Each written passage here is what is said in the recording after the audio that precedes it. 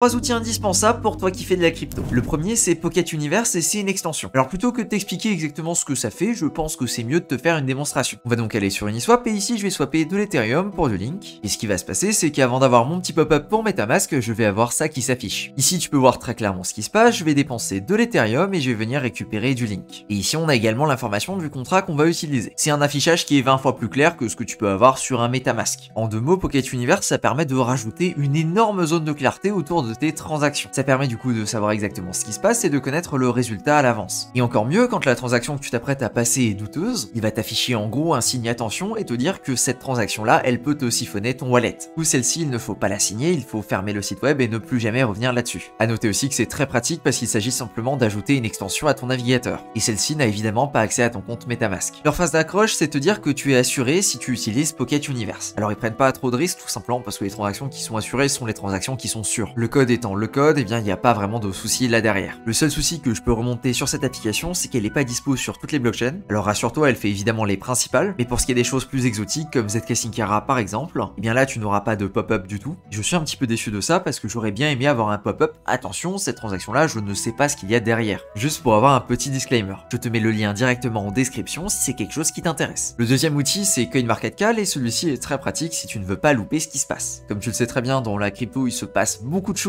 tous les jours, tout le temps, en permanence. Et ici, tu vas trouver un calendrier des prochaines choses qui vont arriver dans la crypto. Au cas où tu ne le sais pas, le 28 août, il va y avoir une update sur Optimism, ce qui va engendrer un downtime d'environ 5 minutes. C'est une information extrêmement niche, mais tu peux la voir ici. Concrètement, tout ce qui peut se retrouver sur un calendrier, ça va se retrouver sur cette page-là. Comme tu peux le voir, il y a énormément d'informations, il y a une dizaine de points par jour. Et effectivement, tout n'est pas forcément très pertinent, mais pour ça, tu peux filtrer en filtrant par exemple avec le top 100 coins. Du coup, il faut cliquer ici et ensuite, il faut aller dans la recherche. Et là, d'un coup, c'est beaucoup plus clair et il y a uniquement les cryptos qui peuvent t'intéresser. Pareil, si un sujet qui t'intéresse, tu vas par exemple chercher OP dessus, on va venir valider, et a priori, il n'y a pas grand chose d'annoncé à part cette prochaine mise à jour. Ça fonctionne également très bien pour d'autres crypto-monnaies, comme par exemple le Bitcoin. Si tu veux savoir quand aura lieu le halving, eh bien c'est le 1er mai 2024. C'est un site qui est un petit peu plus niche et qui ravira peut-être pas tout le monde, mais si tu as besoin d'avoir des informations qui sont reliées au temps et qui ont besoin d'être sur un calendrier, tu trouveras tout ce qu'il te faut ici. Avant d'attaquer le troisième et dernier point, on a ensuite une mention honorable. Et celle-ci, c'est de te créer tes propres outils. Que ce soit simplement pour faire du tracking, de la planification ou d'autres choses, avec un simple tableur Excel ou un Notion, tu peux déjà faire des choses qui sont très propres. Tu peux faire différentes bases de données et gérer tout ton farming d'airdrop directement via Notion. Alors évidemment, il faut rentrer les informations à la main, c'est pas magique non plus, mais ça peut te donner une très bonne idée de tes activités et de savoir exactement là où tu en es. D'autant plus que ça reste accessible et que c'est pas forcément plus compliqué à prendre en main qu'un document Word ou qu'un Excel. Donc si t'as des choses à créer, n'hésite surtout pas à te créer ces petits documents-là qui peuvent te suivre dans le temps. Alors avant de partir de la vidéo, parce que j'ai déjà parlé de DeFi Lama dans 5 vidéos différentes, je suis sûr que tu l'utilises toujours pas à son plein potentiel. Alors je vais te donner plusieurs cas d'utilisation concrets. Assez souvent sur le Discord, je vois des personnes qui me disent j'ai débarqué sur telle chaîne et je sais pas ce qu'on peut faire dessus. Bah juste à aller sur DeFi Lama et à chercher le nom de la blockchain, je sais pas, disons au hasard Avalanche. On va sélectionner le premier. Alors en dehors du graphique qui fait la gueule, si tu descends un petit peu, tu vas te rendre compte qu'il y a tous les projets qui sont déployés sur Avalanche. À partir de là, tu as juste besoin de choisir, de descendre un cran au niveau de l'affichage et de cliquer sur website. Il est impeccable, tu es sur TraderJoe, tu as juste besoin de te connecter à Avalanche et tu vas pouvoir l'utiliser très facilement. Et oui, DeFi Lama, ça fonctionne également pour des blockchains plus exotiques comme Starknet par exemple, là où ici aussi tu vas avoir une bonne idée de ce qui se passe sur Starknet avec les différents projets qui sont déployés dessus. J'en profite quand même pour te dire qu'il faut faire un minimum attention parce que tous les projets sont listés sur DeFi Lama sans distinction. Pour les plus gros qui possèdent pas mal de TVL, je me fais pas de soucis. Mais par contre, si tu vas chercher des projets qui ont seulement quelques milliers de dollars de TVL, là ça devient tout de suite plus risqué. À savoir qu'ici Avenue est un outlier tout simplement car il n'a pas besoin de liquidité. Il n'a donc pas de TVL et sa TVL affiche donc 0. Ce n'est pas pour autant que le projet ne sert à rien ou ne fonctionne pas. Une autre fonctionnalité qui va ravir les chasseurs d'airdrop, c'est la fonctionnalité airdrop juste ici. On va juste trier par l'argent levé et comme tu peux voir juste ici, on a un classement des projets qui ont levé le plus de fonds. Et surtout l'information qu'on a, c'est que ces projets n'ont pas encore de token. Et si tu n'es pas sûr de la pertinence de ce classement, juste ici on peut retrouver Connext. Connext qui a annoncé son airdrop il y a quelques semaines. Alors si jamais tu veux chasser certains airdrops, eh bien n'hésite pas à passer par cette page. Tu trouveras une liste plutôt sympathique de projets qui ont levé des fonds, mais surtout de projets qui n'ont pas encore de token. Et ça c'est sans compter toutes les autres petites fonctionnalités que tu pourras également trouver sur DeFi Lama qui sont un petit peu cachées. En bref, c'est une mine d'or et n'hésite pas à passer par ce site quand tu as des questions sur un projet. Tu trouveras forcément des réponses. Et voilà, c'est tout pour cette vidéo, je te mets les différents liens directement en description. Merci à toi de ton attention et sur ce, je te dis à plus pour une prochaine vidéo.